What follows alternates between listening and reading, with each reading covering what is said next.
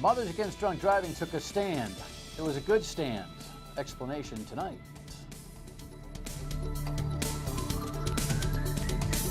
Welcome into My State of Mind. I am Dan York. It's the end of the week. Bruins are up 3-1. Rangers play tomorrow. You like that one, Kev? I got a thumbs up from Kev. We didn't put any sports stuff on the rundown tonight because we've been kind of covering it all. By the way, Pineda got what, 10 days?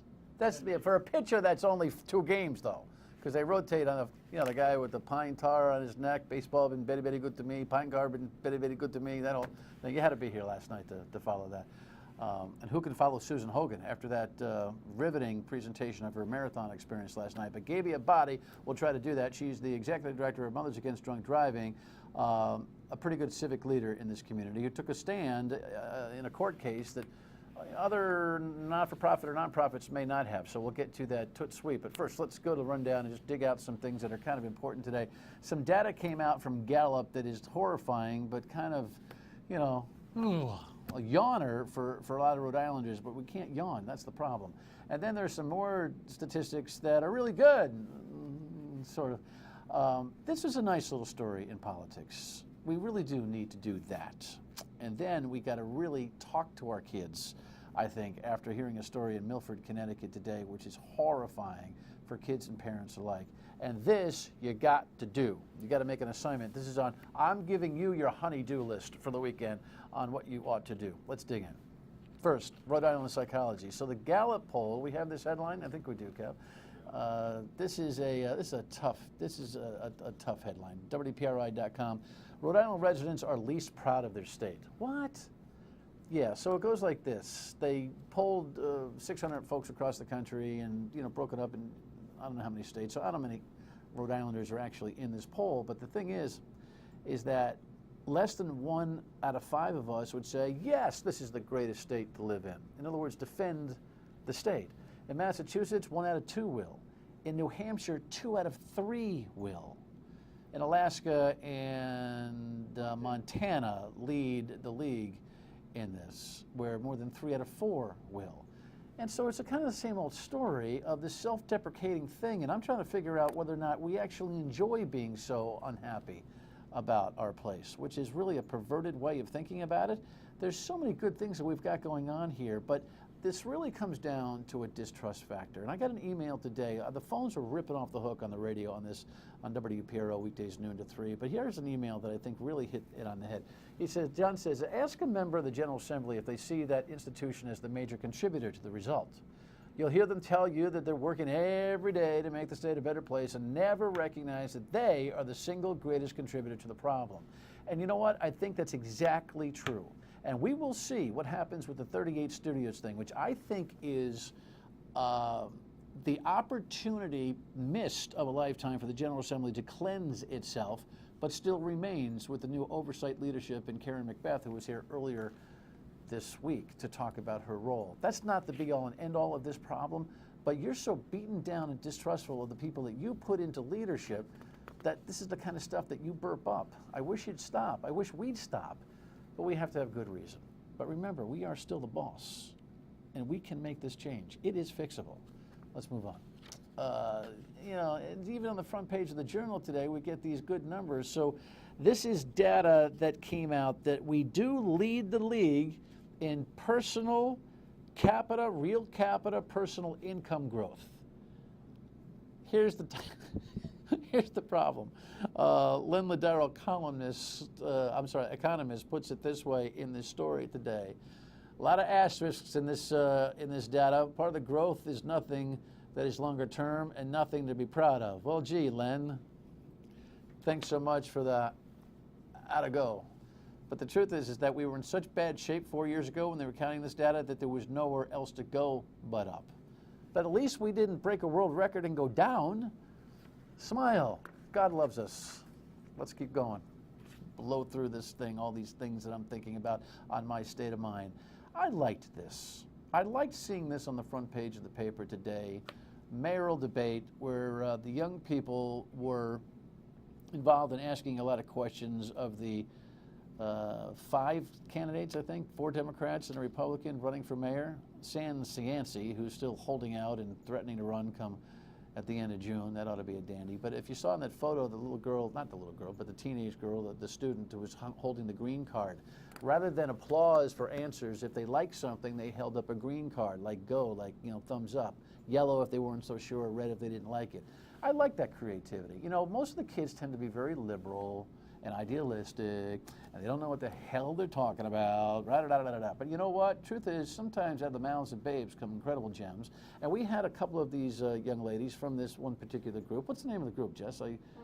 The Providence Student Union. They were the ones who brought the attention to the idea that they were walking too far without busing. And they were courageous enough to make a big deal about it. Just a little picture of them on my show a little while back.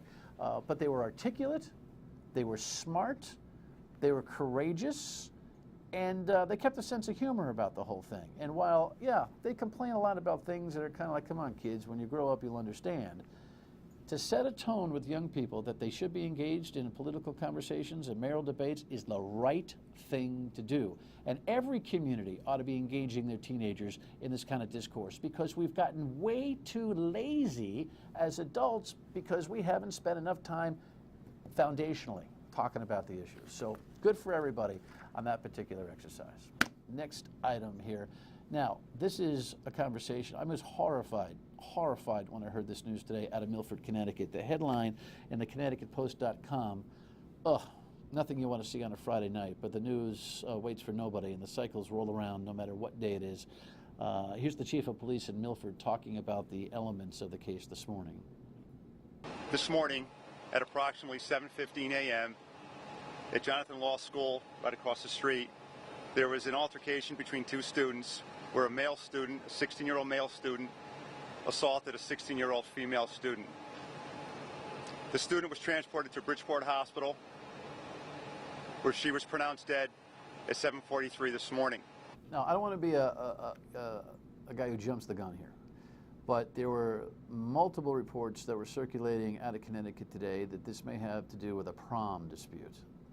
He may have asked her to the prom, she may have said no. Now, we may find out that that's not exactly the case, but that's at least what's being discussed. And as soon as it gets into the news cycle that that's what's being discussed, it's an important opportunity for parents and educators to step in and have good conversations. I have been concerned for a long time about the way boys treat girls in that environment. It's gotten crazy. They're rougher than they used to be. You know, there was a day, if you even thought about laying a hand on a girl, somebody break it, right? Good old days. It's not the case anymore. And even girls are getting a little bit a little physical. I'm not saying that's the dynamic that happened here. We mentioned had a broken heart, but you got to be able to learn about loss. You got to learn to lose. You got to learn to be rejected, and you got to, right? So I'm sure this is an anomaly.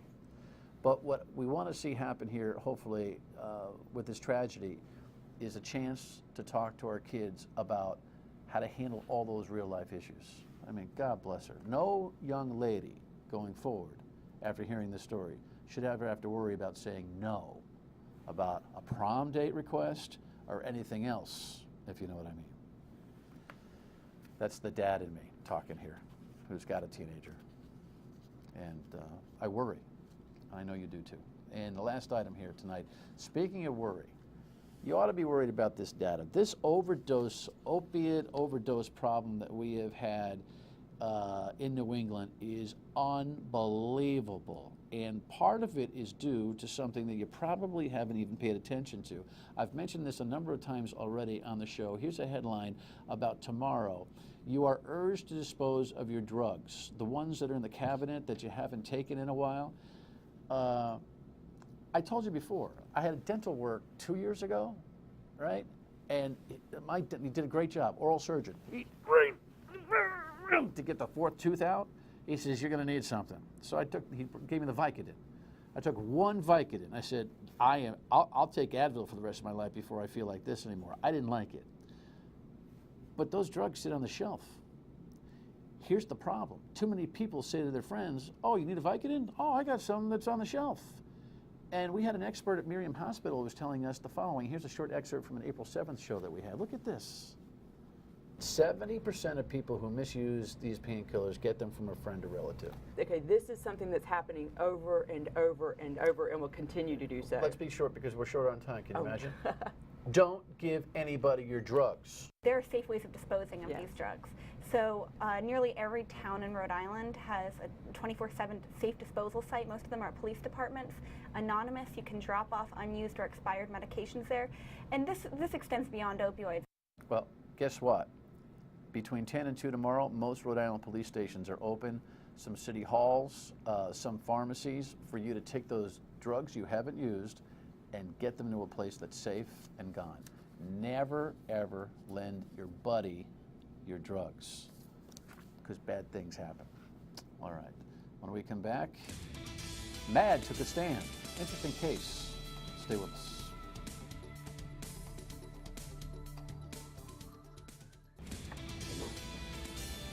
One of my favorite people is Gaby Abadi, and this time she took a stand, which gave me a great reason to bring her in here, not just talk about the typical things that go on with booze. Sometimes she and I will battle a little bit, but here's the headline that caused a lot of conversation on the radio and is the conversation for today. Social host charge dropped against the mother. Welcome to the program. Thank you, Dan. And it's nice to have you. Pleasure to be here. Sometimes it's not easy to look a gift horse in the mouth, right?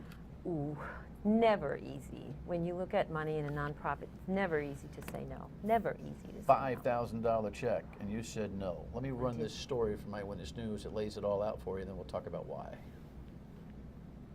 The prosecution claims it was a party that got out of control. It is not a case where Mrs. Donegan had provided the alcohol, but she probably should have paid more attention to what was going on under her roof. Assistant Town Solicitor Terrence Simpson tells me the facts didn't warrant taking the case to trial under the alcohol charge.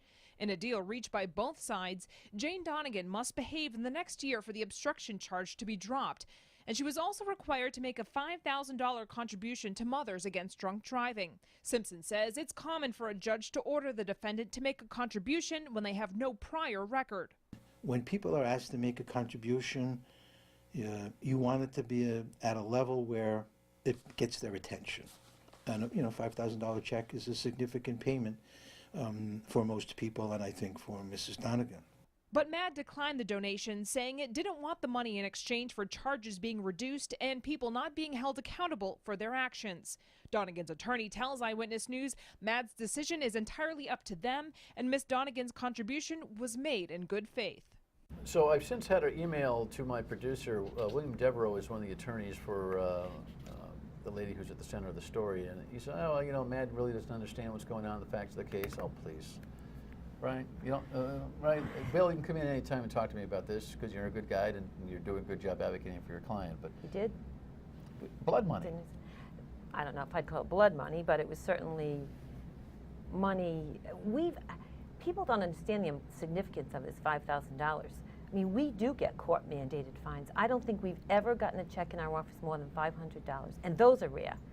$5,000 was a huge statement in some ways, but it was also odd. It was so odd. I mean, I know that doesn't state it, but it was like, I was on the phone when I got this information, and I'm like, did you say $5,000? I mean, it was that surprising. And I've been with MAD, I'm in my 25th year, and we have never gotten a sanction, not even close. What are you most uncomfortable with? Well, I guess two things. First of all, nothing stuck. I mean, this lady created, I am convinced that this lady created an environment, whether it was unwittingly, unknowingly, unintentionally, where she put a whole host of young people in significant danger. In significant danger. That's on her. Then she created a dangerous environment for all of her neighbors. They all left the house. Nobody was able to take, blood alcohol content. Nobody knew how inebriated anybody was. And then, according to the police reports, she even, gave the law enforcement that were charged to protect everybody a hard time. Kids from that party were sent to the hospital, so kids could have died from alcohol poisoning. Who knows? All of the ramifications of this. I mean, we were really, really fortunate as Rhode Island, and I feel lucky that I live in Rhode Island, by the way. But when I hear this, it's like, Hey, one I'm of the lucky. 18%. Well, There you go. I'm That's good. lucky, but man, you know, even I sometimes don't recognize those nights that one person can host a party in this day and age. And please don't give me the excuse about not recognizing what social media can do. There's no parties that aren't out there, you know, especially when it's teenage parties. So you put yourself at a liable thing. So the $5,000. But my other part of it that I was really concerned about, I know we're wrapped around the $5,000. I certainly was wrapped around the $5,000 in significant ways. But the whole social host message got lost because of the fine. And that kind of states where we are with this. Okay, so let's work on that theme. When we come back, we'll talk about what message was lost. And you know, look, I'm not a big fan of the law itself, but at some juncture, you just got to say, I'm not putting myself in this jam. We'll be right back.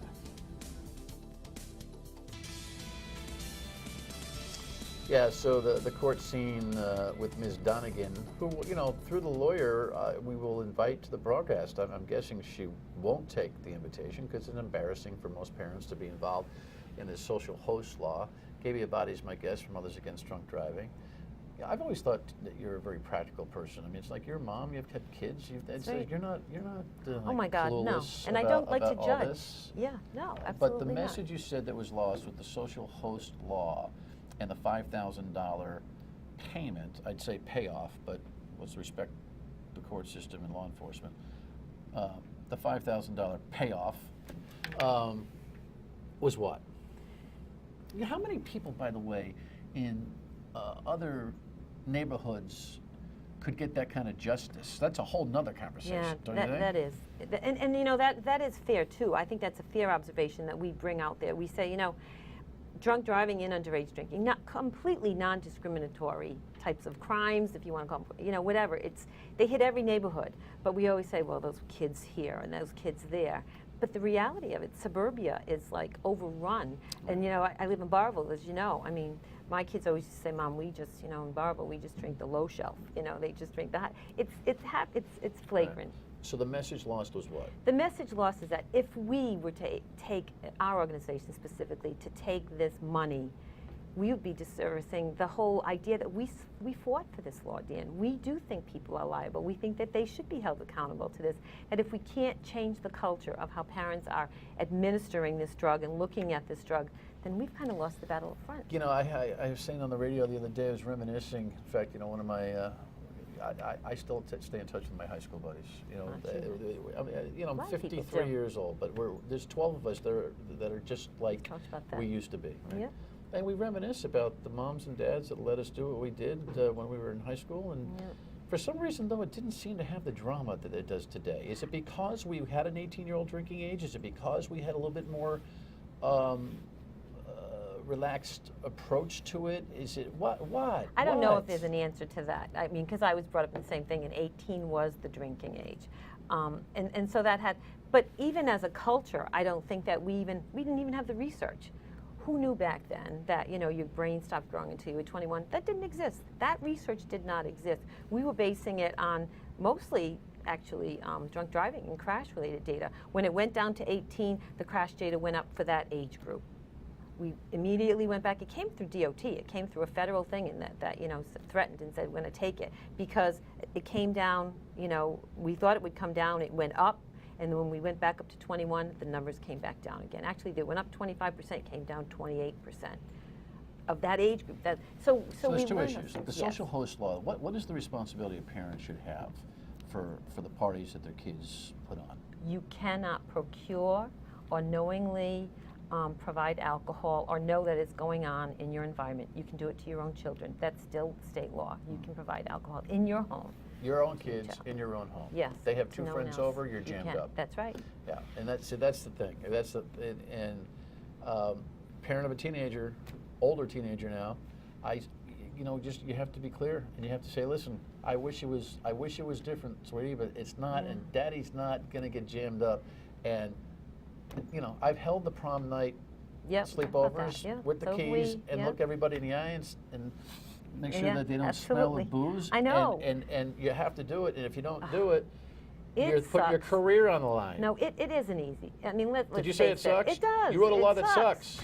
No, I think the law is great. I'm thinking about being that parent that has to smell breath and to be not cool and to, you know, your kids look you in the face and say, oh my God, you're Ozzie and Harriet, and half the kids don't know who that is.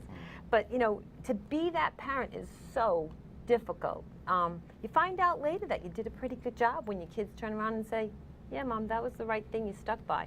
But it's not easy. It's a lot easier giving a party and saying, come to the house. It's not smart.